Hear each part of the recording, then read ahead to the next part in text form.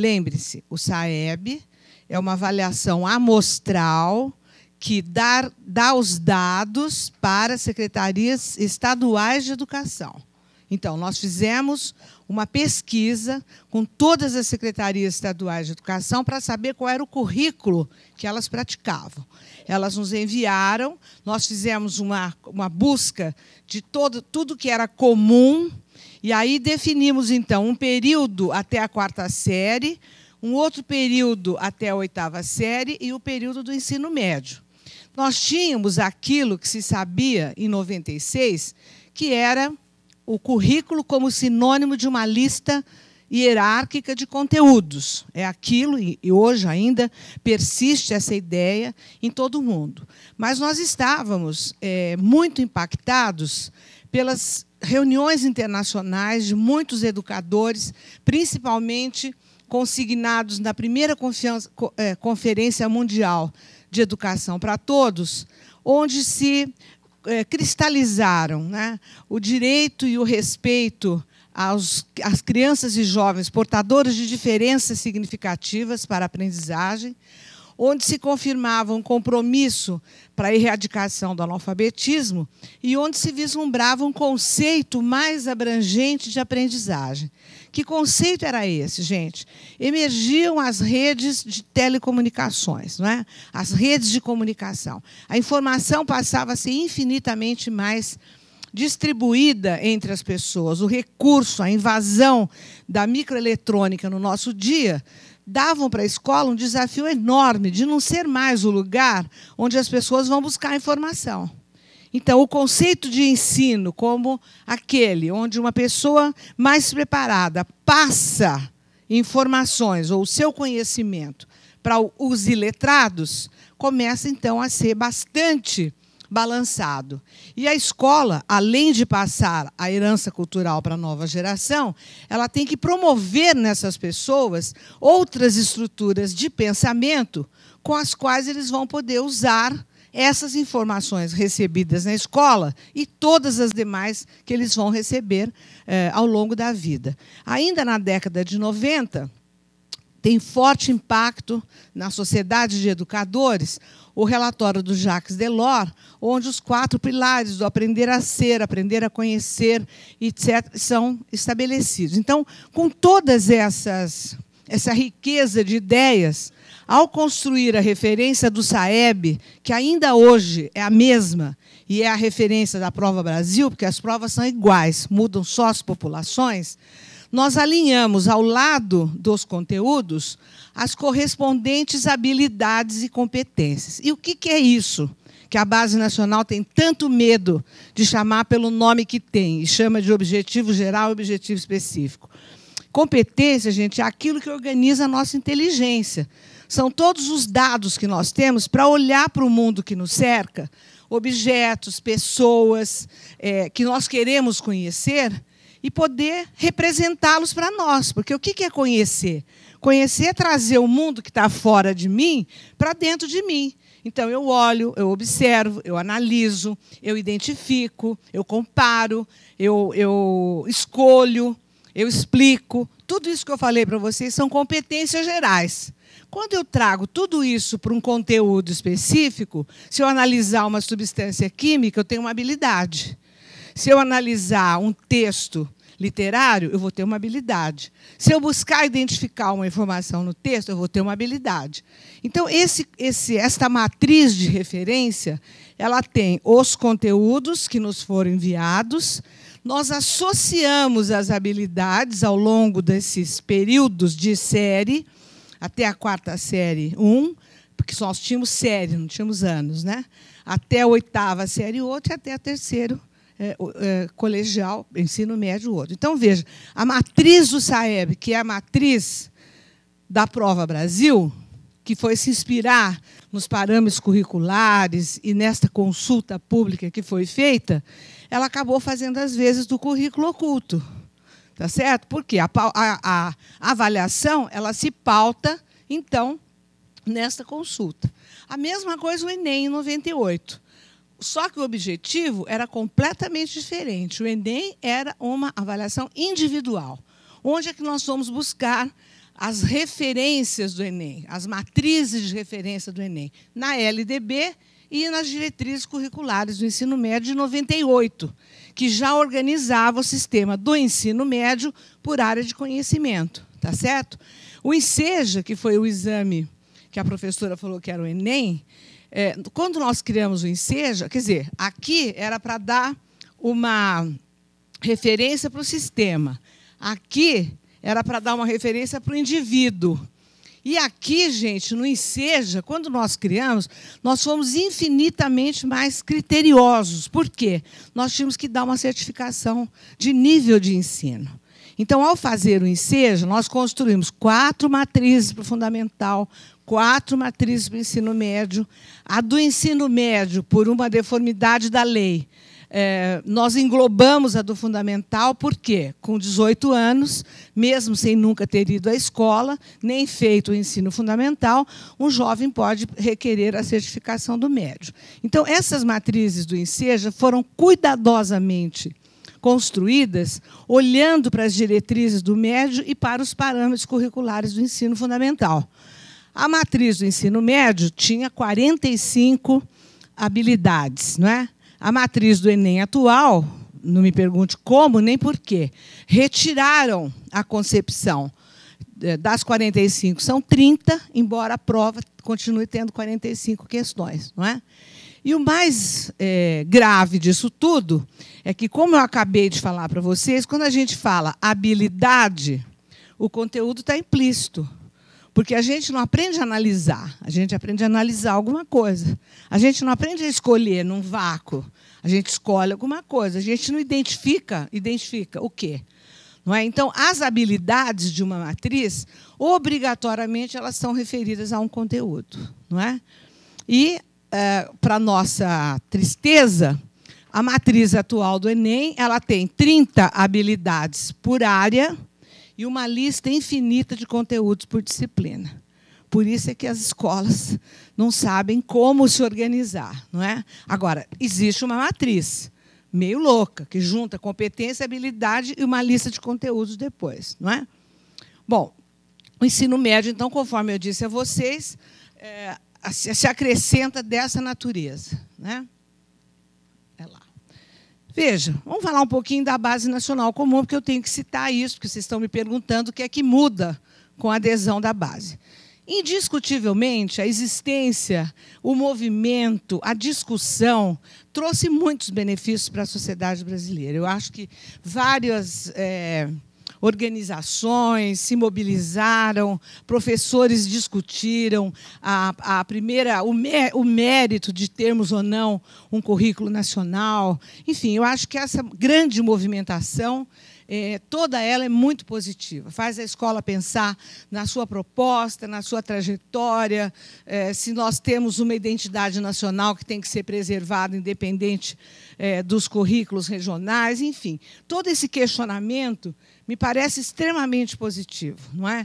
E esta versão, apresentada em setembro de 2015, também é uma outra provocação, para que a gente possa, então, analisar, criticar, opinar, para depois, então, poder validar, né? A primeira coisa que eu acho que a gente precisa esclarecer muito bem. Essa história de 60-40, gente, isso não vai funcionar, tá certo? 60 nacional, 30 para o Estado e 10 para o município, me poupe. Ou nós teremos a coragem de dizer, olha, esse 60 é a garantia, é o 100%, é o mínimo. Esse 100% é o mínimo que toda criança e jovem brasileiro tem o direito de ter. Agora, cada sistema, cada rede vai enriquecer da maneira como puder e como achar que é conveniente. Agora, se é para ter uma base comum, se ela é para ter uma base nacional, ela tem que ser comum e obrigatória. Não duvidem que nós teremos um conjunto de leis caracterizando a obrigatoriedade de adoção. Porque, a partir daí, todos os demais programas se orientarão. Não é? Então, eu sou contra essa divisão, tá certo? Dos 60-40. E também nós temos que esclarecer mais alguns conceitos fundamentais para poder explicar a construção gradativa de conhecimentos, até para poder determinar como é que nós vamos avaliá-los, não é? Quais são os desafios? A primeira coisa, gente, é o seguinte: a base nacional não é o currículo, de jeito nenhum. Está todo mundo entendendo que ela é um currículo mínimo nacional. A base não é o currículo. O currículo tem outros elementos que a base não tem que ter, embora ela precisa melhorar muito a sua estrutura até para ser uma base nacional comum para todos nós. Tá certo? Não, quem vai cumprir este papel são as redes municipais, as redes estaduais e privadas. Tá certo? O que é preciso? Dar ao texto geral, comum a todas as áreas, uma formatação mais fortalecida. Não é uniforme de todo mundo tem que ter o item 1, o 2, o 3, mas tem alguns conceitos estruturantes que a gente encontra em algumas áreas e não encontra nas outras. Quer dizer, está faltando uma concepção de estrutura de base curricular que favoreça a construção do currículo depois. E até mais simples, viu, gente, desses direitos de aprendizagem, usando uma linguagem que todo mundo entende, gente, sobre o que deve ser aprendido, para que a gente possa inferir como que nós vamos ensinar e só depois a gente poder modelar aquilo que nós vamos avaliar. Senão não se pratica justiça. Se nós não tivermos claro isto, nós refaremos a nossa matriz de avaliação, seja do SAEB, seja do Enem, da Prova Brasil, e não praticaremos justiça. Porque justiça na avaliação é quando você anuncia claramente o que vai ser avaliado. E quando você faz isso, a gente lê nas entrelinhas que é isso que deveria ter sido ensinado. É isso que a avaliação faz. Tá certo? Veja, no texto geral se anunciam valores e princípios, sim, no texto geral. Valores e princípios até mesmo com os quais a sociedade brasileira já se comprometeu, não é? Nós estávamos comentando sair de uma sociedade absolutamente individualista. Na lei do Gerson, eu tenho que ganhar a qualquer custo para sair para uma sociedade de cooperação. Ora, ninguém dá aula, gente, nem de empreendedorismo, nem de cooperação, nem de respeito ao outro. Essas coisas se forjam nas relações da escola. Primeiro da família e depois da escola. Então, as famosas habilidades competências socioemocionais, graças a Deus pararam de falar que elas não são cognitivas. Lógico que elas são cognitivas. Eu tenho que aprender, depois que eu viver, para poder estruturar e internalizar para mim. Então, eu tenho que respeitar o trabalho do outro, respeitar o diferente, assumir causas sociais, por que não? Não é? Tenho que perceber a sustentabilidade do planeta. Falávamos isso também na hora do almoço. Enfim, esses valores todos, gente, eles não são nariz de cera e nem papel de embrulho, tá certo? Porque a hora que nós vamos definir o conceito e os conteúdos e as habilidades das áreas, eles têm que aparecer lá. A hora que o professor for trabalhar, ele não pode mais fazer o que eu estou fazendo aqui. Eu tenho que saber o que ela está pensando, o que ele está pensando. Eu tenho que pôr um para conversar com o outro. Senão, como que eles vão aprender valores de convivência, de respeito à opinião do outro, de esperar para falar, de construir argumentos consistentes sobre o ponto de vista do outro? Quer dizer, esta questão ela é fundamental. Se eu deixar só uma lista de conteúdo, como se chama, objetivos gerais e objetivos específicos, não vai adiantar nada, porque cada um vai fazer do jeito que sabe fazer, sem fazer um esforço para buscar condições que favoreçam o desenvolvimento daquelas habilidades do aluno. E aí vem a avaliação e pratica uma senhora injustiça.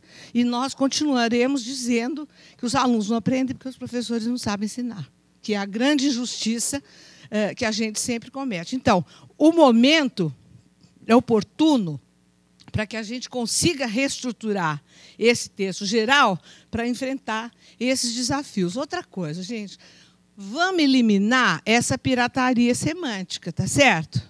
Objetivos gerais são competências? Qual que é o conceito disso que se passa para todos nós? Objetivo específico são habilidades? São descritores? Como na matriz do SAEB, são verbo de ação mais conteúdo, são expectativas de aprendizagem. Definitivamente, nós temos que clarear essas coisas para nós. não é? Até porque, para a gente poder se empenhar no trabalho de favorecer que os alunos as desenvolvam. Olha, outra coisa muito séria, gente. Nós vamos enfrentar a organização por ciclos de aprendizagem? Isso aqui é crucial para a avaliação.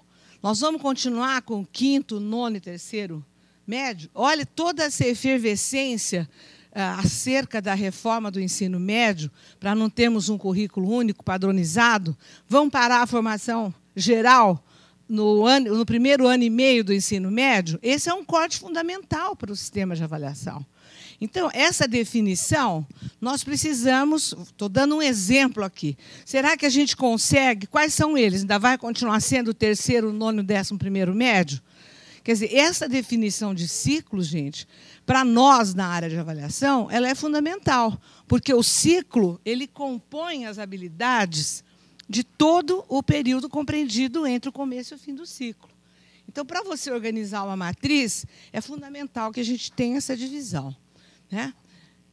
Vejam, hoje nós estamos vivendo, há uns 20 anos atrás, gente, exatos 20 anos atrás, quase 20, vai 19.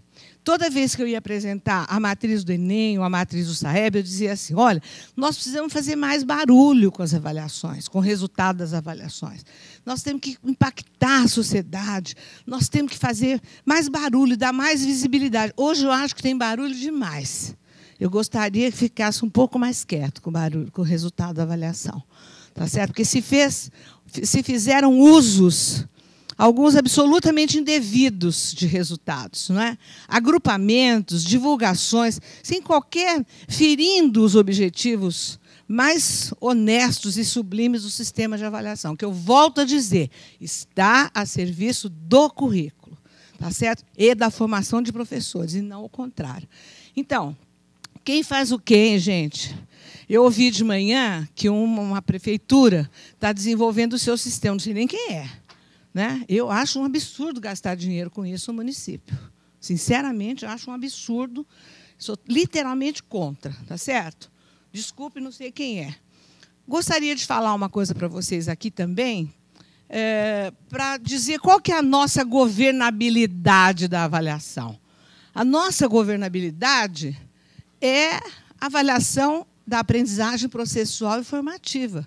Esse que é o nosso chão de escola, o cotidiano do professor. Agora, nós só podemos fazer isso se a gente tiver uma proposta curricular absolutamente clara para toda a comunidade escolar, que indica quais são, eu vou falar, não tenho vergonha de falar, quais são os conteúdos, as competências, as habilidades que os alunos têm que aprender em cada ano de escolaridade. Se a gente não tiver isso, nós não conseguimos organizar, a partir do currículo, a avaliação processual. Querem fazer por bimestre? Outro dia eu fiquei sabendo de um estado que faz no trimestre. Deve ser uma confusão, porque o 2º trimestre termina em meados de agosto. Tá certo? Mas isso é da nossa competência. Somos nós que organizamos. Nós que mostramos, ajudamos o professor a identificar quais são especificamente os processos mais detalhados pelos quais os alunos têm que aprender para poder construir um conceito mais abrangente que vai ser abordado na avaliação em larga escala, não é?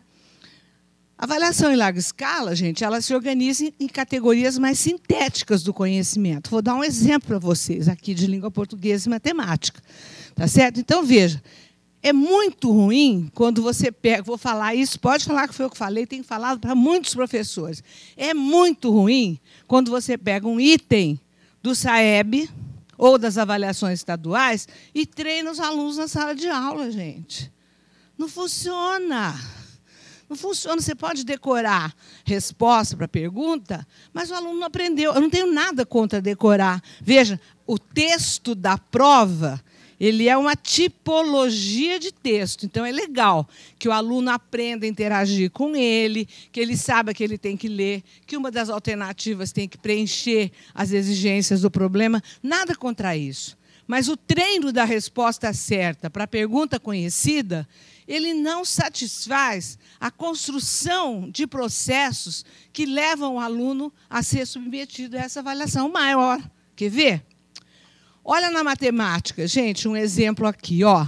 Na larga escala, a bendita resolução de problemas envolvendo equação de segundo grau. Para fazer aquilo ali, ó, no SAEB, na Prova Brasil, eu tenho como professora que fazer com que os meus alunos dominem tudo isso aqui.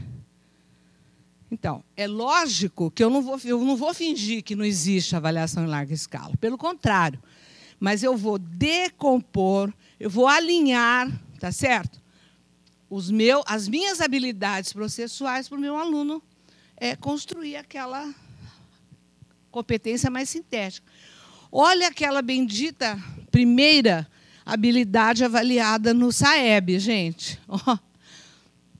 E esta é uma habilidade que é avaliada no no quinto, no nono e no terceiro médio. Olha como é que ela vai se enriquecendo com as habilidades processuais que a compõem. Então, este universo aqui, ó, é nosso. Tá certo? Nosso mesmo. Todos nós, secretários, coordenadores de curso, chefes de disciplina. É isso que nós temos que fazer. E temos que bater o bumbo quando fizer aquilo ali errado. Tá certo? É para nós aquilo, gente. Não é uma coisa etérea. Tá certo? Então, o que se espera? Que, uma vez definida a base, em cima daquilo que é básico e que é comum, que se esclareçam essas novas matrizes de avaliação, para que a gente possa, então, organizar os nossos sistemas, o nosso cotidiano. Vamos supor que a gente dividisse isso aqui, ou um ano, ou um bimestre, é muito auxiliar para o professor, porque ele se enxerga num tipo de trabalho assim. Não é que você vai fazer uma avaliação padronizada, mas você vai permitir que ele visualize aquilo que, efetivamente, o aluno tem que demonstrar que sabe fazer para você concluir que aprendeu. Sempre lembrando que competência é aquelas operações mentais mais gerais e as habilidades são as mesmas competências trazidas para um universo mais específico. Mas eu duvido que usem o termo competência e habilidade. Então, vocês enxergam assim, ó, objetivos gerais, entre parênteses, competência. Objetivos específicos, entre parênteses, habilidades, que acho que é isso que vai continuar acontecendo. Né? Olha, continua ainda a mesma habilidade geral. E nós estamos, então, andando com o nosso currículo para fortalecer esta habilidade geral. Tá certo? Bom, suponhamos que a base esteja pronta. Vamos ver, que a gente consiga, numa grande discussão nacional, já cobrei a professora coordenadora da Undime, o que a Undime está fazendo para a gente ter uma visão crítica dessa base. A Undime, gente, tem uma força incrível. A base que está sendo feita é para vocês executarem. O ensino médio vai se safar com a liberdade, com a diversificação curricular. Vocês podem ficar sossegados. A base diz muito mais respeito à educação no sistema profissional, municipal do que propriamente ao ensino estadual, né, que é responsável pelo ensino médio. Então, vamos supor que ela esteja pronta, tá certo? A base está pronta. E agora? A primeira coisa que nós temos que fazer, gente, é o seguinte: o quê, hein? O que nós vamos ensinar? Ah, é isso? E como que nós vamos estudar? Como que nós vamos ensinar? Esse que é o problema mais sério que diz respeito à formação de professores. Os professores precisam ser apoiados para poder tirar essa base do papel, gente. Senão nós vamos ficar com um discurso bonito e uma prática velha, tá certo? Não porque eles são maldosos, ou porque são resistentes, ou porque ganham mal para burro, não é por tudo isso. Tá certo? É porque, simplesmente, nós temos que, junto com a base, dizer como é que eles deveriam implementá-la. Por quê? Eles não estão aprendendo isso na formação inicial. E eu não sei vocês, mas eu coordenei a rede pública do Estado de São Paulo, com 5 milhões de alunos, agora baixou para 3 milhões e 800 pela queda do nascimento. Né? 330 mil professores. O que eu gastei de dinheiro público irresponsavelmente, hoje eu vejo, fazendo capacitação continuada, gente, não adianta. É enxugar gelo. E reúne, e traz, e não adianta. Ou nós mudamos as condições de trabalho, Ou nós mudamos a carreira do professor e a formação inicial, ou nós não vamos dar o passo de melhoria da qualidade da educação. Eu não estou dizendo que a culpa é deles, mas eles são a peça mais importante desse jogo. Não adianta. Eu posso falar de recursos tecnológicos mais modernos, eu posso falar do que for. Se eu não apoiar o professor, nada disso vai acontecer. E essa é uma questão que é fundamental. Eles precisam, gente, sabe aprender como? Aprender do mesmo jeito que a gente quer que eles ensinem, que a gente ensina os alunos, que eles ensinam os alunos. Então, veja, se eu acabei de dar um exemplo de uma prática dialogada, participativa, que favorece as relações, eu não posso fazer um curso de professores com esse formato. Chamar uma cabeça iluminada e o nego ficar blá, blá, blá, blá, blá, blá, blá. Tá certo? Por quê? Eu não tenho a mínima ideia do que vocês estão pensando. Tem gente com uma cara assim, super interessada, mas deve estar para lá de Bagdá. Né? Tem gente falando, o que será que essa mulher é louca que não deu dinheiro para ela pagar a tinta para atingir aqui embaixo também? Está só loiro em cima. O pensamento, gente, que é a nossa vingança. Né? Ninguém vê, graças a Deus, certo? O que eu estou dizendo é que nós temos que ter práticas pedagógicas, didáticas e de ensino que a gente chegue perto da cabeça do aluno, chegue perto da emoção, chegue perto do processo mental, porque nós não somos as pessoas que vamos ajudá-los a construir esses processos mentais. Desse jeito aqui é impossível. Cada um pensa de um jeito, cada um pensa. Como seria maravilhoso se eu tivesse calado a minha boca e mandado vocês falarem, não é? Não com esse tempo que eu tenho. Então, quando a gente pensar na base, a gente tem que pensar na execuibilidade para um aluno que não quer mais ir para a escola. Não é porque eles não gostam da gente. A escola é muito chata, com a pessoa, blá, blá, blá, blá, blá, estuda, blá, blá, blá, blá. Não querem, eles querem fazer coisas, se envolver, pesquisar, discutir. Só que isso dá um trabalho desgraçado. Só por esse pouquinho aqui que eu ganho, então a base vai ficar no papel. Então, no momento de dosarmos aquilo que nós temos força para implementar, é preciso de uma capacidade, gente, que é o que está mais faltando no momento, tanto na vida política como na vida da educação, chamada bom senso. Não adianta nada a gente colocar objetivos, metas deslumbrantes, maravilhosos. Nada disso funciona. Os melhores currículos do mundo que eu conheço, tanto de Ontário, no Canadá, como da Austrália, eles são absolutamente simples, extremamente simples. Todo mundo que lê compreende o que ele quer dizer. Todo mundo enxerga ali um guia para organizar o seu ensino. Enfim, esta é a luta que nós vamos ter que fazer em torno da base nacional. Bom, a base está pronta, né? E agora? Tá certo? Eu falei tudo isso da base para poder falar para vocês o seguinte, que a avaliação, em larga escala, ela é um recorte do currículo, hein, gente? Aquela matriz que eu falei para vocês do SAEB da Prova Brasil é um recorte do currículo, aquele currículo que nós pesquisamos e que nunca foi atualizado. Tá certo? Então, ela é um recorte, ela não é o currículo. Então, a hora que a base estiver pronta, nós vamos ter que fazer um ajuste nessas matrizes de referência do Sistema Nacional de Avaliação. O SAEB Prova Brasil, incluindo o novo Enem, gente, é impossível nós termos um exame único com...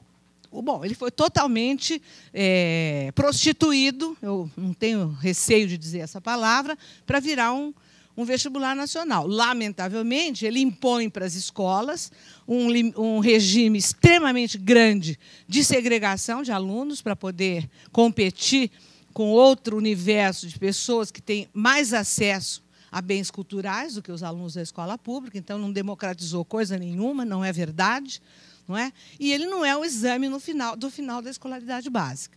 Então, ele precisa ser enfrentado. Agora, usando, gente, a mesma gramática conceitual. Então, nós vamos falar de objetivo? Nós vamos avaliar os objetivos específicos aqui. Na hora que eu for encomendar o item de prova para o meu elaborador fazer, eu vou chamar o objetivo específico de descritor. Por quê? ou habilidade, como eu gosto mais. Por quê? Porque ele descreve para o elaborador de item exatamente o que o aluno tem que fazer para eu concluir que ele aprendeu. Tá certo? Eu não estou nem mais me importando com a gramática. Eu estou querendo que ela seja absolutamente coerente com aquilo que vai ser usado na base, para a gente poder, então, fazer uma matriz que possa originar provas, que iluminem os sistemas e a sua evolução, que ajudem os sistemas e as escolas a organizarem as suas bases processuais e que a avaliação possa cumprir o seu pequeno papel, que é monitorar, criar evidências, mostrar indicadores e, principalmente, mostrar, gente, etapas, temas e unidades que nós precisamos retomar para que os alunos possam, de fato, acompanhar o seu desenvolvimento. Tá certo? Veja, em relação, como eu disse a vocês, cada rede de ensino, ao definir o seu currículo, deverá definir as suas matrizes de referência da avaliação processual, por componente curricular e por ano de escolaridade. Em São Paulo, gente, em 2007, 8, 9, 10, não pude fazer isso. Nós fizemos o currículo inteirinho do 6º ano ao 3º, caderno do professor, caderno do aluno, caderno do gestor. Não deu tempo. E arrumei a matriz do SARESP. Lá nós fazíamos língua portuguesa e matemática e ciências no ano da natureza. No outro ano, língua portuguesa, matemática e ciências humanas. Enfim, não deu tempo de fazer. Agora, com a minha volta para a secretaria, na função de figurante, não mais de protagonista, nós acabamos de fazer, então, a matriz processual, né, vinculada ao currículo, etc. E tal. Tudo aquilo precisa de uma boa leitura crítica, uma boa revisão, mas, pelo menos, está à disposição dos professores para eles poderem organizar melhor os seus trabalhos cotidianos aí de apoio aos alunos. Tá certo? É lógico, gente, que quando a gente vai fazer essa definição de objetivos específicos, etc. e tal, todos eles têm que estar em articulação com a matriz do Sistema Nacional. Senão, nós vamos ter um currículo aqui e um outro que prepara para o SAEB, a Prova Brasil. E isso não pode mais acontecer. Tem acontecido, não pode mais acontecer. Então, eu acho assim, esse é um momento absolutamente rico de discussões e nós temos que fazer, agora sim, gritar bem alto, para que essas coisas tenham coerência e possam representar aquilo que os educadores brasileiros querem e que acreditam que nós seremos capazes de fazer. Então, acho que essa é a questão fundamental. Agora, a base está pronta, tá certo? Nós temos que definir o ciclo de avaliação. Onde que nós queremos o corte? Nós vamos fazer o terceiro, sexto, nono e o segundo do ensino médio, por exemplo? O sistema de avaliação tem que se ajustar. Como que ele vai se organizar? Usando a base nacional comum. Tá certo? O exame nacional, por exemplo, você pode combinar entre os poderes, não há necessidade, se nós acertarmos a base estruturada, que dá origem à matriz de língua portuguesa e matemática, os estados não têm que fazer língua portuguesa e matemática. Vamos dividir. Eles fazem língua portuguesa e matemática e o Estado pode fazer outros exames, porque dinheiro é um absurdo que custam essas avaliações, né? Outra coisa, qualquer orquestração que a gente faça, gente, ou com força da Undime, ou com discussões, precisam discutir aquilo que o Tiago falou tão bem. O Pacto Federativo sobre Atribuição e Responsabilidade da Oferta e Monitoramento nas diferentes esferas de governo. Quer dizer, nós vamos continuar tendo o governo federal conversando diretamente com as escolas, fazendo projetos paralelos que mandam dinheiro direto para a escola? Quer dizer, quem cuida do quê? Então, esse pacto federativo e a redistribuição, gente, de recursos passa obrigatoriamente pelo financiamento. Quer dizer, se 82% dos jovens de 4 a 17 anos no Brasil estão no sistema público, nós temos que organizar muito bem essa redistribuição. Quer dizer, o que fica para o município? Só 18%? Qual que é o contingente de alunos com a municipalização que nós temos de responsabilidade? Então, essas questões todas, eu acho que elas estão envolvidas na discussão da base nacional comum. A avaliação, volto a dizer para vocês, sozinha, estrelar, com toda aquela competência técnica que o professor Dalton mostra para vocês, o cuidado com a análise de dados, com a emissão de evidências, não é? Nós trabalhamos há mais de 20 anos juntos. Quer dizer, todo esse cuidado técnico ele é possível quando a gente tem uma referência muito bem estruturada daquilo que a gente quer ensinar. Porque aí nós sabemos o que avaliar. O como avaliar, o Brasil é absolutamente reconhecido internacionalmente. Nossos sistemas de avaliação são reconhecidos, bem estruturados, mas nós estamos sabendo hoje que as bases da avaliação precisam e estão sendo reformuladas. E eu acho que essa é a tarefa que a gente tem hoje, não é? Na discussão e no enfrentamento desta base, gente, que tem que ser nossa. Ela não pode ser do governo nacional, do governo federal, não pode ser das ONGs que estão se movimentando muito em torno dela, da discussão, mas ela tem que ser de todos os educadores brasileiros. Tá certo? Muito obrigada e eu estou à disposição para conversarmos sobre o que vocês quiserem.